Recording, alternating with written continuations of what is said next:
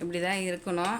ஏன்னா குழந்தைங்க வேற எடுத்துகிட்டு போகுதுங்களா, நல்லா கொதிக்க வச்சு கொடுக்கலான்னு சொல்லிட்டு தான் ஆளுக்கு 2 வச்சு கொடுத்துடலாம். இப்போ பசங்கிட்ட கொடுத்துடலாம். 1/2 ஸ்பூன் சோம்பு போட்டுக்கோங்க, இஞ்சி இலை, 2 லவங்கம், கடல் பாசி, பட்டை, ஒரு 1/2 ஸ்பூன் உளுத்தம்பருப்பு, 1/2 ஸ்பூன் கடலைப்பருப்பு போட்டு இது அப்படியே பொரியட்டும். இஞ்சி ஒரு துண்டு, அப்புறம் கருவேப்பிலை சேர்த்துக்கோங்க. அதுக்கப்புறம் ஒரு 4 பச்சை மிளகாய், பெரிய வெங்காயம் 2 வெங்காயம் வதங்கக்கூடாது, பாதி தான் வதங்கணும்.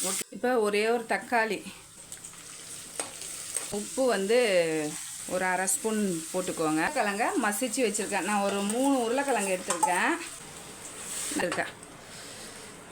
கிழங்கு மசாலா ரெடி ஆகிடுச்சு. கருவேப்பிலை, கொத்தமல்லி நல்லா ட்ரை ஆகிடுச்சு.